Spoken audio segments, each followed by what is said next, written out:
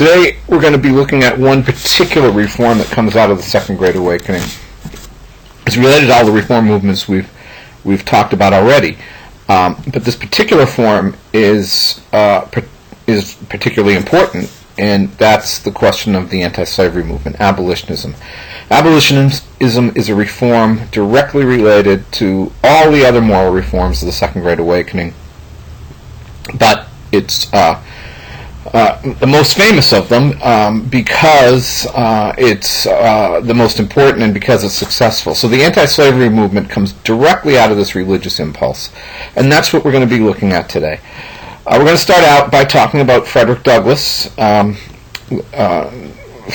famous abolitionist, a runaway slave, a famous abolitionist orator, the leading black American throughout his lifetime, and a very, very prominent abolitionist, and the author of a slave narrative, that is, an autobiographical book about his escape from slavery, which is, I would say, and I don't think this is a controversial thing to say, is the most important slave narrative in American history. So we'll look at him and his relationship with the anti-slavery movement, and then we're going to go back a little bit and talk about the year 1831. The year 1831 is the crucial year in the history of the anti-slavery movement, and I'm going to argue that that's the case for two reasons. One is it's the year in which The Liberator, an anti-slavery newspaper, is founded, and along with that, or shortly after that, the American Anti-Slavery Society. In other words, 1831 is the year that abolitionism, hardcore radical abolitionism, begins to organize in America. And secondly, it's the year that Nat Turner's revolt happens in Virginia. Nat Turner is a slave. His revolt is very bloody, and it's very traumatic for white Southerners. And I would argue that Nat Turner's revolt marks the beginning of the radicalized defense of slavery as well. So we'll look at those two things. And then I want to talk about how abolitionism worked. It's a very small movement. There's a hardcore of radical abolitionists, all of whom are very religious. And I want to talk about this circle of people and how they created a movement. And then I want to end by discussing John Quincy Adams, an ex-president of the United States, a member of Congress in the 1830s, and the most important abolitionist politician for a very long time. And Adams is going to lead us into a discussion of how abolitionism changes in the 1830s and 40s from a movement that's all about morality to a movement that's highly political. Themes today: abolitionist movement was rooted in the reform energy of the Second Great Awakening. We just talked about that. We'll see more of that as we go along. You really cannot understand abolitionism without understanding Protestant evangelical Christianity. 1831's crucial year in the formation of an abolitionist movement. Give you the reasons for that a couple of minutes ago. I think 1831 is the year. There are anti-slavery individuals before 1831. There is a somewhat tepid anti-slavery movement, or at least, I guess we can say that. But 1831 is the year it becomes organized and it becomes radicalized, and really can't overemphasize that. And then thirdly, as I just mentioned, the debate over abolitionism moves from a moral to a political question between 1831 and the mid-1840s, and John Quincy Adams is the crucial figure, I would argue, in that transformation. All right, let's talk about Frederick Douglass a little bit. There's Frederick Douglass. Frederick Douglass wasn't quite sure of the year he was born. He didn't know his father. His father was a white man. He spends his early life as a slave, and then he escapes. He escapes from Baltimore when he was enslaved, comes north, lives in New Bedford, Massachusetts at first, and then eventually winds up in upstate New York. But Douglass becomes an abolitionist speaker, and then he becomes an abolitionist editor. He has his own newspaper, and transforms himself into the leading abolitionist in America, and he writes an autobiography. It's really not a full autobiography. It's a story of his escape from slavery, called Narrative of the Life of Frederick Douglass, an American Slave. And this narrative is arguably the most important anti-slavery document. When Douglass tells his story, he's a tremendous writer, and he had a lot of presence. He was apparently a riveting speaker as well. Douglass, by his sheer a really remarkable individual. His power of personality, his intelligence, his courage, his intensity, his belief in the cause, makes himself a major figure in American life. I'm going to read to you a passage where Douglass, in the narrative, talks about music. And why would he talk about music? He talks about music because so many people in the 1830s and 40s are making the argument that slaves are happy. They must be happy because they're so musical. Everybody remarks on how musical slaves are. And this is what Douglass has to say. I've often been utterly astonished since I came to the North to find persons who could speak of the singing among slaves as evidence of their contentment and happiness. It is impossible, to conceive of a greater mistake. Slaves sing the most when they are most unhappy. The songs of the slave represent the sorrows of his heart, and he is relieved by them as only an aching heart is relieved by its tears. At least such is my experience. I have often sung to drown my sorrow, but seldom to express my happiness. Crying for joy and singing for joy were alike uncommon to me while in the jaws of slavery. The singing of a man cast away upon a desolate island might be as appropriately considered as evidence of contentment and happiness as the singing of a slave. The songs of the one and of the other are prompted by the same emotion. And then another spot, he says, the mere recurrence to these songs, even now, afflicts me, and while I am writing these lines, an expression of feeling has already found its way down my cheek. He's a terrific writer and a very important person in the history of the anti-slavery movement. Now, that's Douglass's hometown. It's on the eastern shore of Maryland. He was born in Chesapeake Bay, and this is a photograph of a slave auction in that town. Very rare 19th century photograph of a slave auction. There's Douglass after he's an old lion, leader in Black America, a figure in the Republican Party. This is the after. The guy who's before, the non-famous slave, is the one we're interested in today. And much of his narrative is about literacy. This is not just a story of an escape from slavery, it's a story of self-liberation. And part of that self-liberation comes through education. And Douglass, because he's a slave, he's not allowed to learn to read, he has to teach himself. And he does so with a very painstaking effort. And not only makes himself into a literate person, but into an intellectual and this author who's an opponent of slavery. So here's a little excerpt from the narrative about learning to read. Filled with the determination to read at any cost, I hit upon many expedients to accomplish that much desired end. The plan which I mainly adopted, and the one which was the most successful, was that of using as teachers my young white playmates with whom I met on the streets.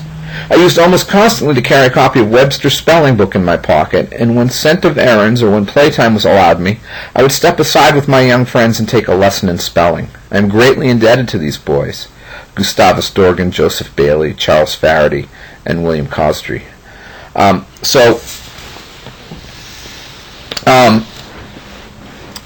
Douglass teaches himself to read. One of the reasons I'm highlighting this passage is because the way he learned to read, something we've mentioned already in this course, he carried a copy of Webster's spelling book in his pocket, the standard speller of the first half of the 19th century. In other words, though he doesn't go to school, Douglass learns to read pretty much the same way every other American, and spell the same way every other American boy does in his time, by using the standard book. And that leads me to a point I want to emphasize about Douglass's ordinariness. Douglass is, as I mentioned, an extraordinary individual. He's, escapes from slavery. He teaches himself to read. He was physically courageous. He was incredibly determined. He turns himself into a public man. He's unusually intelligent. He's got all of these attributes that make him an extraordinary individual. And he's also a slave, an escaped slave, and that makes him an unusual person as well. And so, in some ways, he's outside the norm in 19th century America, and most 19th century Americans wouldn't have considered him as an average person. So, and that's how, when we think about him, we usually think about him. But there's another side to Douglass that I think is well worth emphasizing. Douglass is an American, and in many ways shares the attitudes of the Americans of his time as part of the mainstream. What do I mean by that? Well, he learns to read by Webster's spelling book. He believes in what 18th and 19th century Americans believe about republicanism and about liberty. He just wants those things to be applied to him as well. He believes in democracy. Douglass, like Franklin, for example, is a self-made man. He believes in effort and hard work and self-improvement. Otherwise, he would never have learned to read in the first place. So in all of these ways, Douglass is an American of the 19th century. He's a product of this Jacksonian society. He believes in reform. He believes in morality. He believes in God. He's someone who's a part of his society, and I think we need to keep that in mind, as well as his extraordinary individuality. This is Baltimore in 1849, a few years after Douglass would have escaped. Douglass was a skilled worker. He was a caulker. He would help make ship hulls. He was a guy who would make sure they didn't leak by banging in rope and treated rope and into between the boards of the hull. It was a skilled trade, and he learned it on the streets of Baltimore, and that's what brings him to New Bedford, Massachusetts, a few years later. There's Baltimore's Inner Harbor. That's an image of why Baltimore's a port. Here it is on a map. You can see that the Inner Harbor, which is right in the center of this map, extends all the way to the heart of the city, and it's very deep and sheltered, good for shipping, and that's Baltimore's importance of a port, which is why Douglass would have learned to be a caulker in the first place. Anyway, he comes up to New Bedford. New Bedford is another port. New Bedford is a place that is it's a whaling port, and that's why Douglass winds up there, because he has the skill. And it's in New Bedford places. All right, let's now leave Douglass behind for a while and talk about the year 1831. And the first thing we're going to talk about is abolitionism in Boston.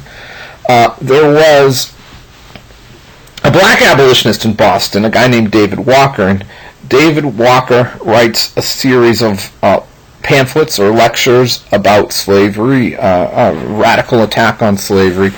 But he dies. He dies in 1830, and there's Walker's appeal. It's what collectively known. And his audience is also, in his mind anyway, a black. It's an appeal to the colored citizens of the world, and particularly those of the United States of America, about slavery. But Walker dies young. He was, I think he owned a business in Boston, a store or something like that. He dies young, and the abolitionist movement is really created as a movement. after Walker's death, and it's created by this guy, William Lloyd Garrison. Now, Garrison's another interesting figure who's in some ways an extraordinary individual, but in other ways is a product of his times in society.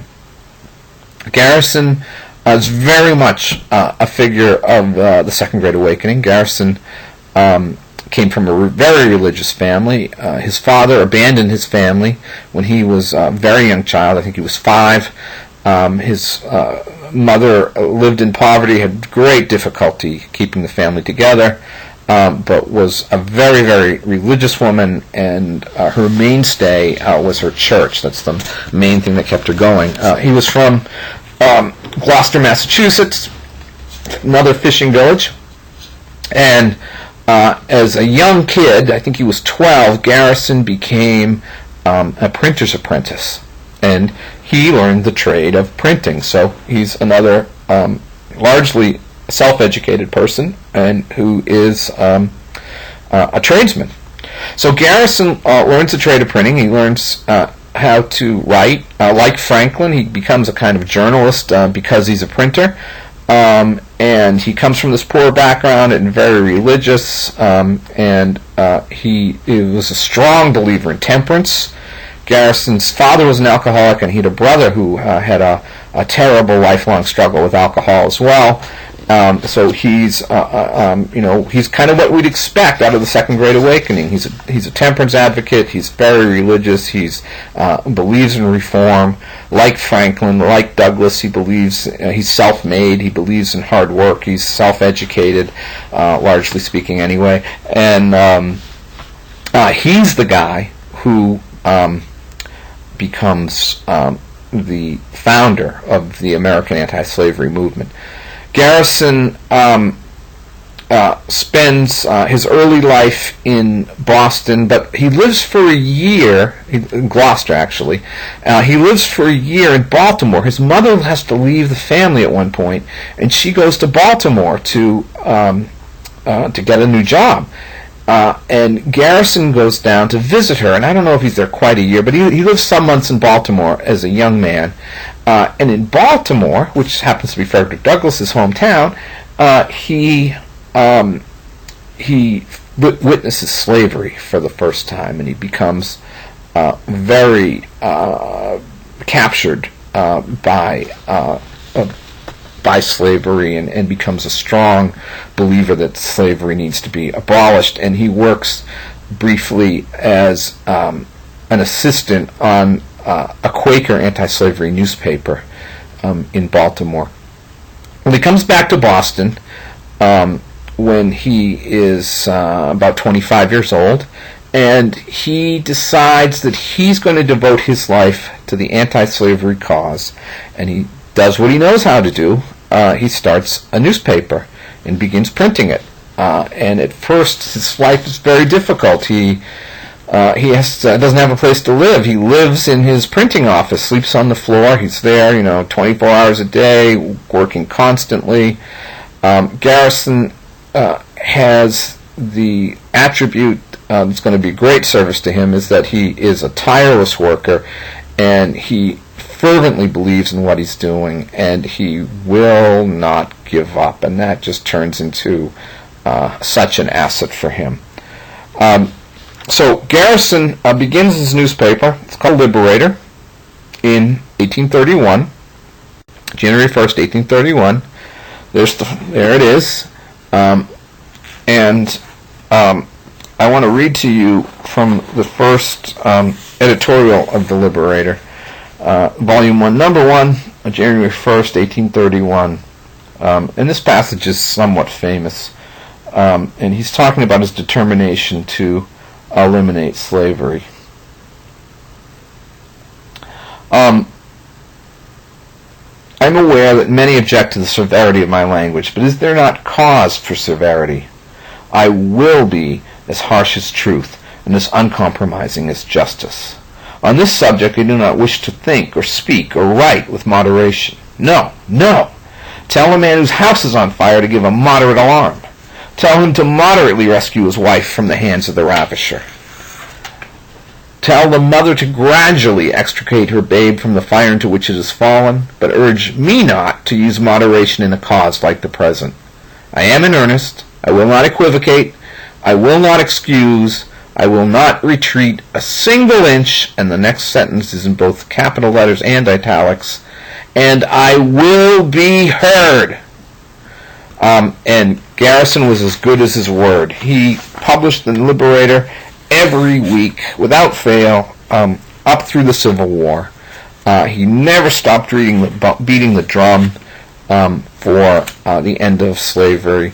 He was, in addition to a tireless writer and editor, a tireless organizer. He formed the New England Anti-Slavery Society, based out of Boston in 1831, short weeks after he founds the Liberator. He is a key figure in the formation of the American Anti-Slavery Society in 1833 in Philadelphia. He's the moral leader of the anti-slavery movement, and he knew everybody in the movement, and didn't stop. He didn't stop for 35 years trying to end slavery. There's the cover sheet for the Liberator, and what is it? It's a slave auction. That's something you might expect. And here's a much later version of the Liberator, 1857. Civil War's coming on now. At that point, Garrison had been at this for 26 years. And what do we see? We see God in the center, Jesus, breaking the chains of the enslaved, and the freed slave is praising God while the slave owner turns and runs. And on the left, we see the evils of slavery in the form, once again, of a slave auction, people chained up in the foreground. And on the right, we see the future after the end of slavery, a happy, united family with the American flag in the background, living in a small, cozy homestead as freed and equal Americans. That's the idea of Douglas. Douglas and Garrison. All right, so one thing that happens in 1831 is we get the beginnings, and I mean just the beginnings. The Liberator has a few hundred subscribers, no more than that, most of whom are African Americans in Boston. The New England Anti-Slavery Society is a tiny organization with less than 100 members. So when we talk about this as being a small movement, it absolutely is, and you can't overemphasize that fact. It's going to remain a small movement of extremely dedicated people for quite some time. Nevertheless, as of 1831, as of January of 1831, we have a hardcore, devoted abolitionist movement that is full of people who seem to be born to organize and who have the great attribute of never giving up and never shutting up. All right, that leads us to the other event of 1831, Nat Turner's revolt in August. So, August of 1831, there's this completely unexpected revolt of slaves in Virginia. And what makes this one particularly horrific is that these slaves, their plan seems to be, if you can call it a plan, to massacre as many white people as they can. They attack Nat Turner's owner's family one night, and then through the rest of the night, he and his friends rampage through southern Virginia, Part 1 county in southern Virginia. And at the end of the night, 57 white people have been murdered, including at least one baby. And the rebels are stopped by the militia, and really this makes it sound too organized. A combination of militiamen and local farmers the alarm's been raised, and some slaves that help stop the massacre. The next morning, and the Most of the people involved in Nat Turner's revolt are killed in this confrontation. A few of them manage to escape into the woods and are hunted down, and Nat Turner survives, and Nat Turner is captured alive. So he's captured in August, and then in October of 1831 he is put on trial and executed.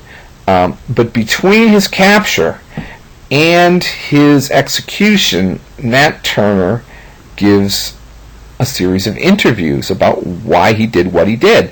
And these become known as the Confessions of Nat Turner, and they're published.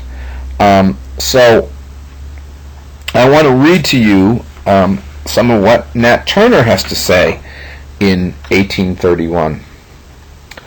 The first thing he talks about is religion. Turner is yet another product of the Second Great Awakening. By this time, having arrived to a man's estate and hearing the scriptures commented on at meetings, he goes to revivals. I was struck with this particular passage which says, "Seek ye the kingdom of heaven, and all things shall be added unto you." So he becomes a convert of in the Second Great Awakening. He is a very religious man. He reads his Bible. Turner was literate, by the way, and he prays daily on his favorite Bible passage. In all of these ways, Nat Turner is an absolutely typical figure of the revival movements in the Second Great Awakening. He just happens to be a slave. Okay. As I was praying one day at my plow, the Spirit spoke to me, saying, "Seek ye the kingdom of heaven, and all things shall be added unto you."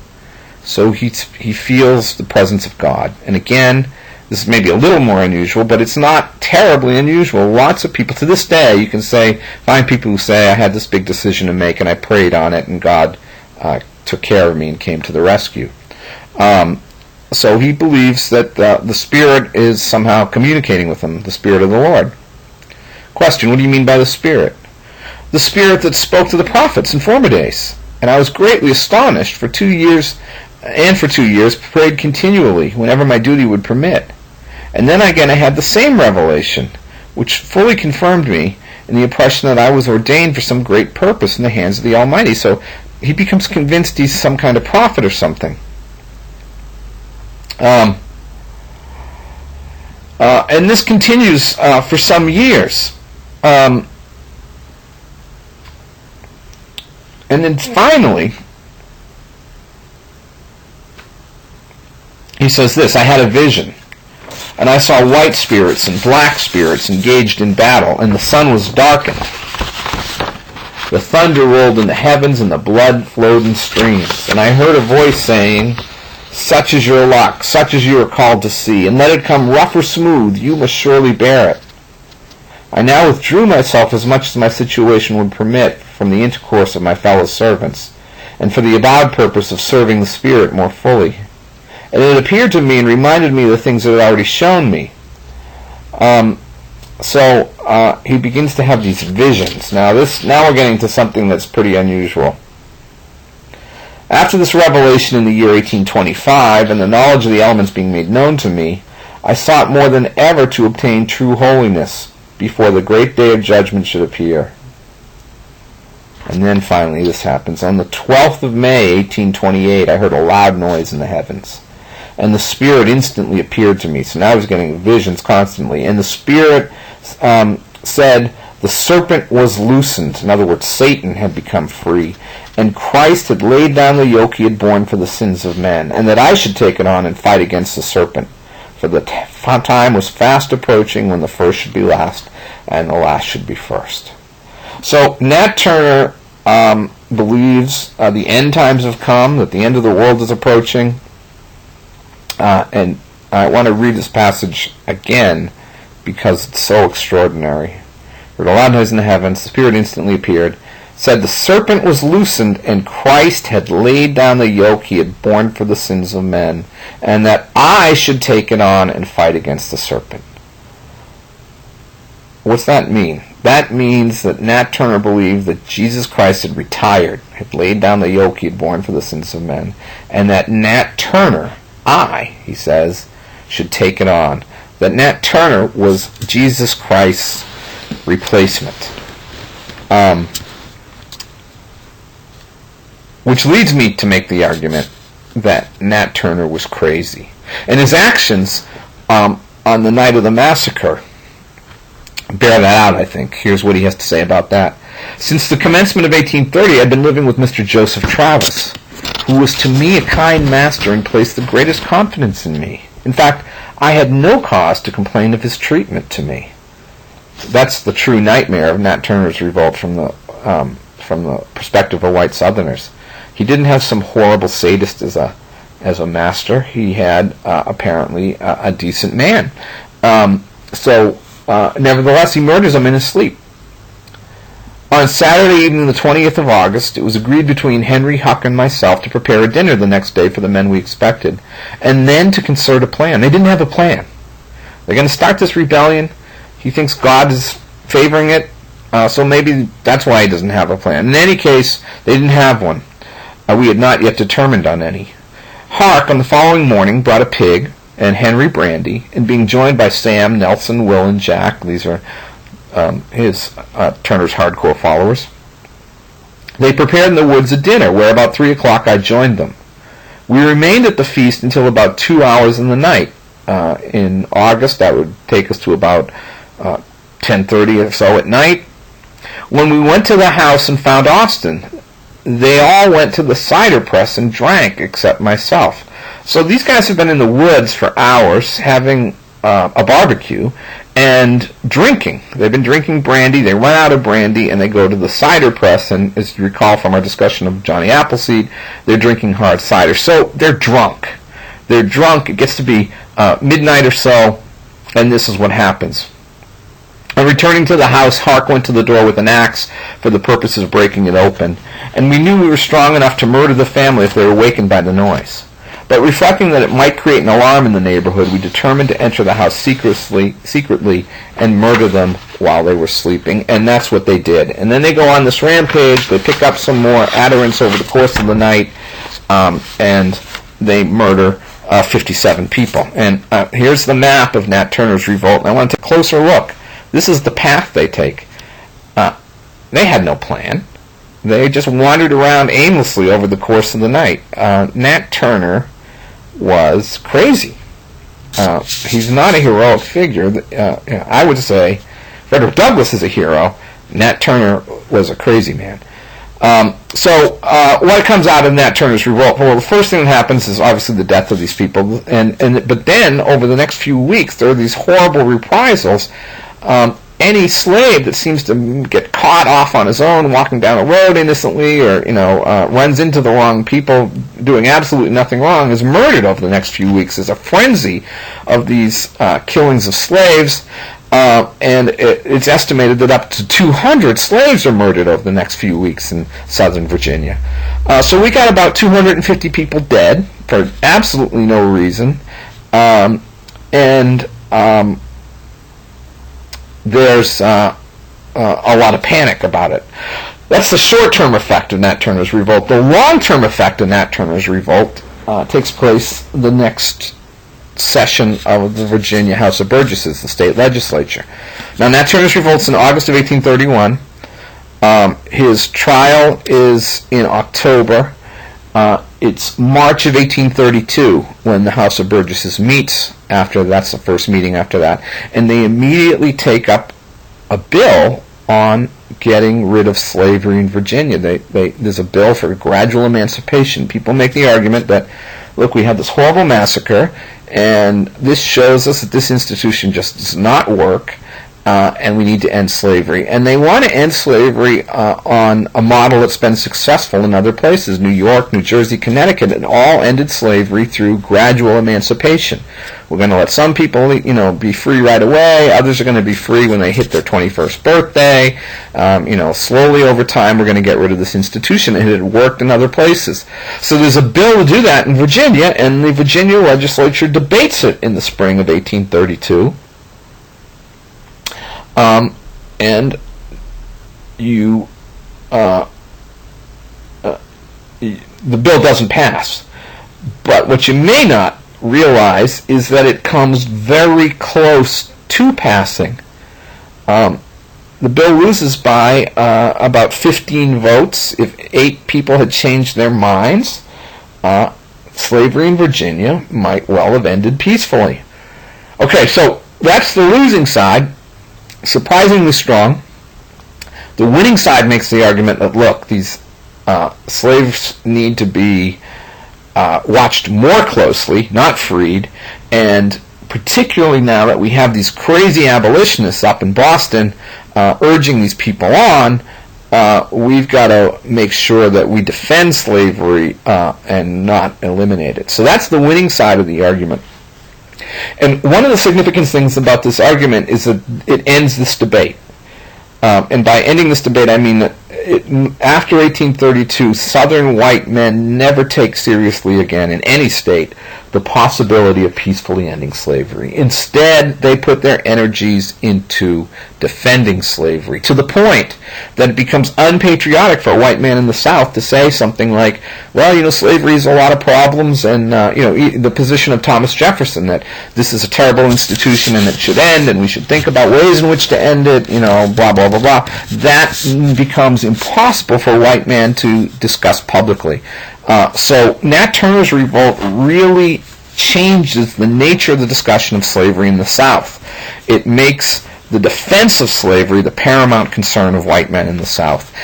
And that's happening at the same time as radical abolitionism is occurring in the North.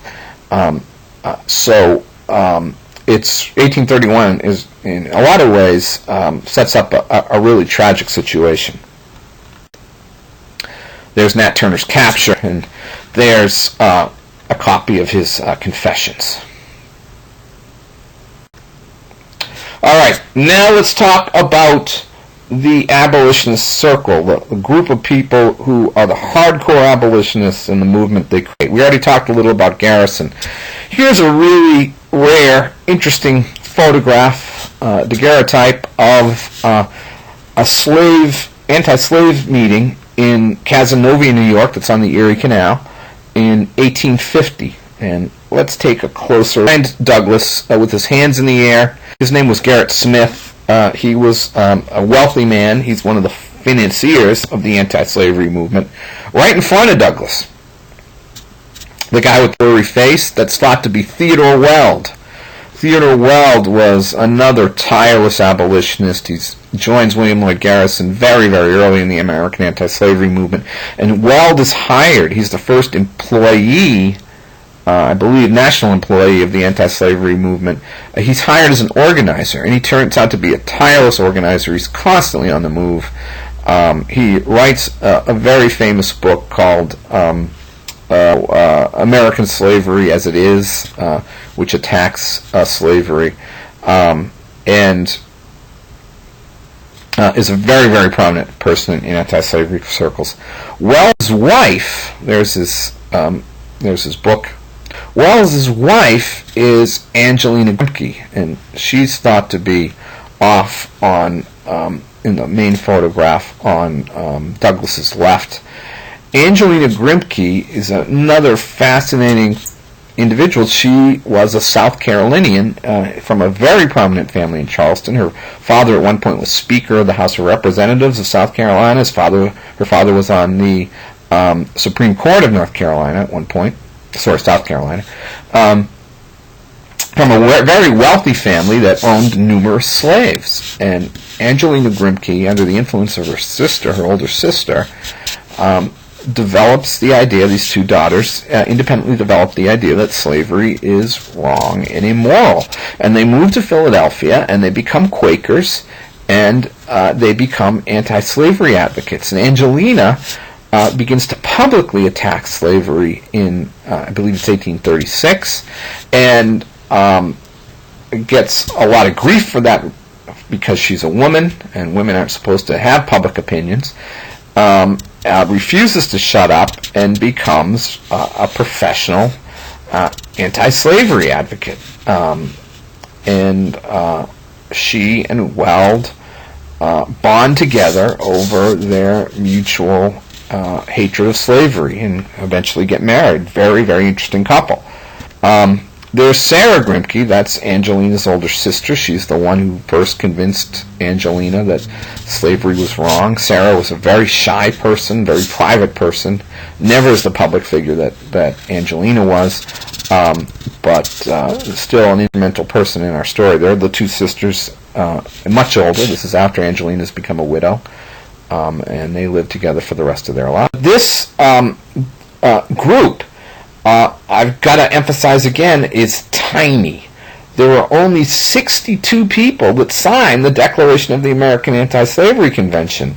Calling it the American Anti-Slavery Society is, it's grandiose. It's 62 individuals, and mostly from New England and New York and Pennsylvania. That's virtually everybody who's at this convention. The most radical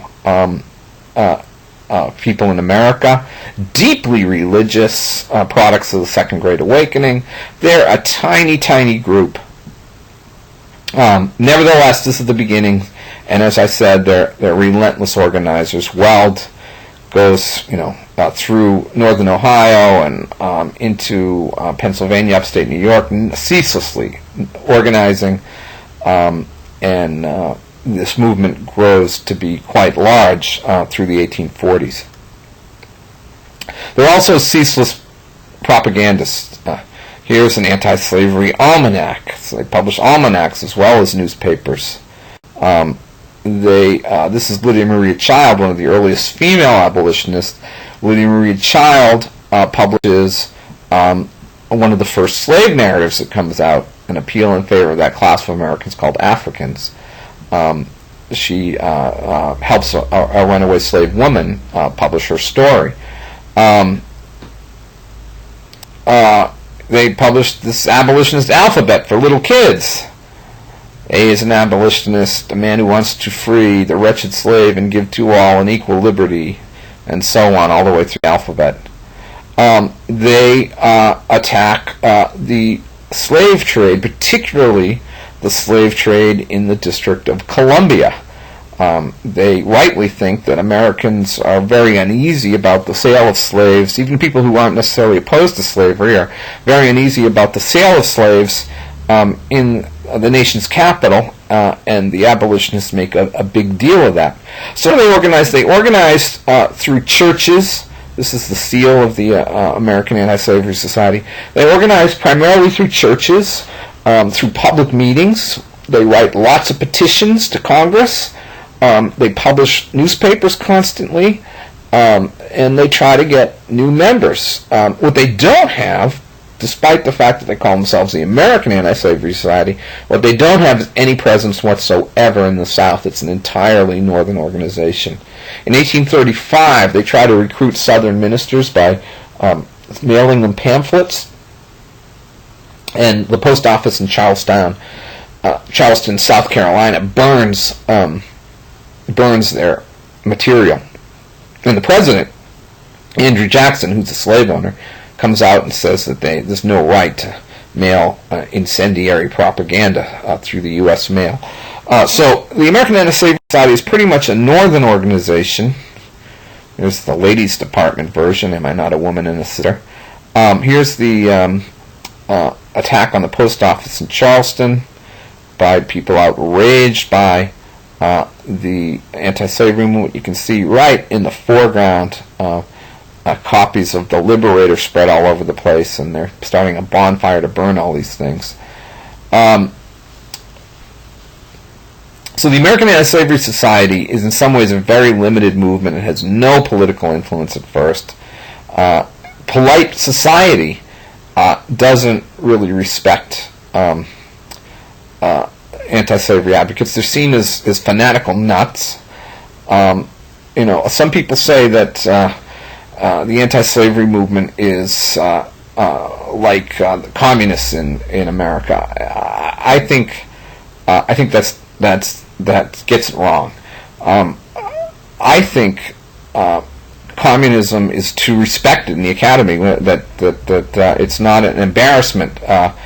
You're not socially ostracized for being a left-winger in the American Academy. So I think that's a terrible analogy. I think the American anti-slavery movement is like the anti-abortion movement. It's something that people are made very uncomfortable by. It's something that to be a member of, you pay a high social cost in polite society for. They're people who are viewed as moralistic fanatics. That's what the anti-slavery movement was like. And the people in it had to be incredibly determined and strongly believe that they were right. And they were. This slide is an attack on Southern ideas of liberty and the Southern dependence on cotton. You can skip that one. All right, now let's talk about John Quincy Adams, because John Quincy Adams is the guy who makes this moralistic movement of very religious people into a political one. There's John Quincy Adams. Very, very distinguished man, obviously. John Quincy Adams was the son of the second president of the United States and one of the key figures in the American Revolution, John Adams. John Quincy Adams had a very, very long... As a teenager, he first becomes a diplomat for the United States, helping his father. He was the first American minister to Russia. He spoke Russian. He spoke French. He was the Secretary of State. And he was the President of the United States. And he's defeated for re-election in 1828. First elected in 1824, he's defeated in 1828, and he goes back to Massachusetts, Quincy, town named after his family. He goes back to Quincy and retires. But very shortly thereafter, he's convinced by people in his hometown to run for Congress. Now, he doesn't need the job, and he has no political ambitions anymore, but he does it. He feels a sense of duty that he's called to represent Massachusetts, and southeastern Massachusetts, and he does it. Quincy Adams goes to Congress, and there he sits, and he becomes the leading anti-slavery advocate in Congress. Now, he doesn't attack slavery as an abolitionist. I don't know if Quincy Adams ever joins the American Anti-Slavery Society. I'd rather doubt that he does. But what Adams does is attack something called the gag rule. I want to explain what the gag rule is. The gag rule is a congressional rule. And it has to do with these petitions that the abolitionists start sending out in 1835. In 1835, the abolitionists get the idea that, hey, let's send petitions to Congress about our concerns, and petition Congress to end slavery in the District of Columbia, which Congress has the power to do. So they begin to mail these petitions, and they send hundreds of these things to Congress, and congressional committees don't want to go through the trouble of looking at them. They're not going to pass. They're going to offend Southern members. They're just a big pain. And so these petitions to Congress are tabled. Now, there's a kind of laborious process. They have to vote to table these things one by one. So instead, they institute the gag rule, or it becomes known as the gag rule. And the gag rule says that any petition relating to slavery, when it comes to Congress, is automatically going to be filed away. We're not going to waste our time looking at it. It passes in 1836. And John Quincy Adams decides that the gag rule, as it becomes known as, is a violation of free speech. That people have the right to petition their Congress. And that this right cannot be violated because Congress finds it inconvenient. So Adams makes the case that that the gag rule is an unconstitutional violation of the rights of free speech. He becomes completely unapologetic about making that case. He is does things like even though the petitions are not allowed, he does things like reads the titles of the petitions for hours on end in Congress. He has tremendous moral authority because he's an ex-president of the United States. He's an elder statesman. No one can accuse him of doing this for having reasons of political ambition. No one can accuse him of ulterior motives or a lack of integrity. Adams becomes, he is this figure of tremendous authority and moral authority, and he constantly attacks the gag rule. Now, the gag rule has to be renewed every year. Congress votes to renew it every year. And every year, Adams gets up and makes a stink about it. So here's an attack on the gag rule. Cartoon about that. There's Quincy Adams lying down on top of the gag, trying to keep these petitions from being passed. The slave owner hides behind the cotton bale there. In addition to this gag rule fight, Adams becomes the lawyer for the slaves involved in the Amistad Revolt. Now, if you haven't seen the movie Amistad, I'm not going to really go into the case. It's too complicated.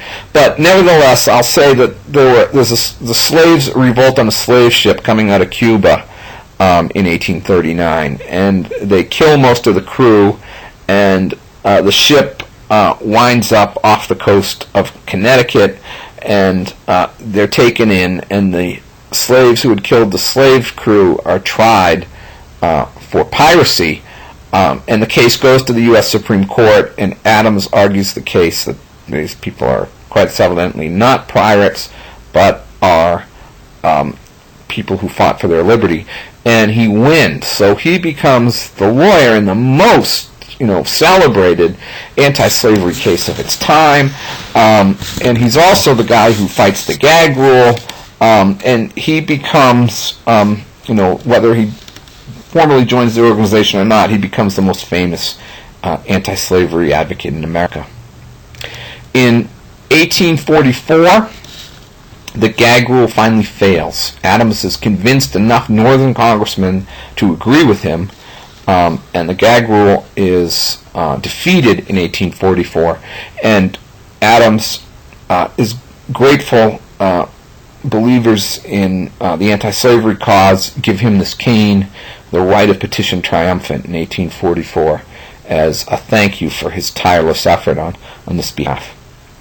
Adams dies almost literally in Congress. He has a massive stroke one day on the floor of the House in 1848, collapses on the spot, and never regains consciousness. He's, no question, our greatest ex-president. He wasn't our greatest president, but his post-presidential career is very, very important, and he was a great public servant. All right, what John Quincy Adams does between 1836 and 1844 is he makes slavery indirectly through the discussion of the gag rule, but nevertheless, he makes slavery an issue in Congress that the small group of hardcore, radical, anti-slavery religious fanatics could not do. They were outside of the mainstream of American life, but John Quincy Adams, in many ways, is the mainstream of American life. And when he takes up this cause and forces it down the throats of reluctant members of Congress, Quincy Adams, you couldn't insult them, you couldn't challenge him to a duel, you couldn't dismiss him. He's too prominent a man.